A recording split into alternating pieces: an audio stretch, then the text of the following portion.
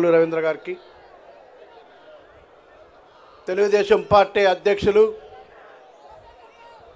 జాతీయ అధ్యక్షులు, గౌరవనీయులు, పూజ్యులు శ్రీ నారా చంద్రబాబు నాయుడు గారికి,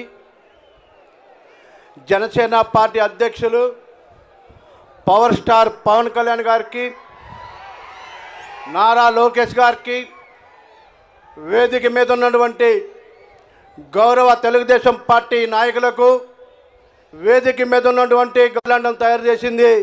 ఇవాళ చెప్తా ఉన్నాం, ఈ వేదికగా నేను జగన్మోహన్ రెడ్డి గారిని ఒకటి అడుగుతా ఉన్నా. జగన్మోహన్ రెడ్డి గారు, మీరు నా బీసీ అంటున్నారు కదా, మరి మొట్టమొదటిగా నీ బీసీ నాయకుడే మీ దగ్గర నుంచి ఎందుకు బయటకు వస్తూ ఉన్నారు? మీ బీసీ మంత్రులు ఎందుకు బయటకు వస్తూ ఉన్నారు? మీ బీసీ ఎమ్మెల్యే ఎందుకు బయటకు వస్తూ ఉన్నారు? దానికి కారణం అక్కడ ఆత్మాభిమానం కోల్పోయాం. దానికి కారణం అక్కడ విలువలు లేవు. దానికి కారణం బీసీలందరినీ కూడా డమ్మీలుగా తయారు చేశాడు జగన్మోహన్ రెడ్డి గారు. వాళ్ళ మీరు ఒకటి చూసుకోండి, 56 బీసీ కార్పొరేషన్లు అన్నారు. ఏ ఒక్క బీసీ కార్పొరేషన్ ఒక్క రూపాయి డబ్బులు ఇచ్చారా? ఏ ఒక్క కార్పొరేషన్కైనా ఒక కారు లోన్ ఇచ్చారా? ఏ ఒక్క నిరుద్యోగుడికైనా వ్యాపారానికి ఒక్క రూపాయి డబ్బులు ఇచ్చారా? ఎక్కడ కూడా ఒక్క రూపాయి ఇచ్చిన పరిస్థితి లేదు.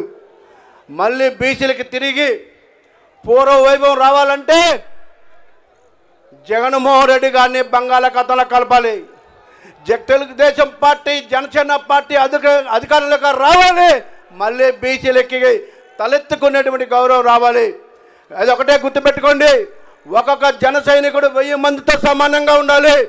ఒక తెలుగుదేశం పార్టీ కార్యకర్త 1000 మందితో సమానంగా తయారై ఇక్కడ ఉన్న బీసీ ప్రతి నాయకుడు కూడా వైఎస్ఆర్ కాంగ్రెస్ పార్టీని బంగాళాఖాతంలో తొక్కడానికి సైనికులాగా పనిచేయాలని చెప్పేసి నాకు ఈ అవకాశం ఇచ్చిన ప్రతి ఒక్కరికి మనస్ఫూర్తిగా పేరు ధన్యవాదాలు తెలియజేస్తున్నాను. Thank you.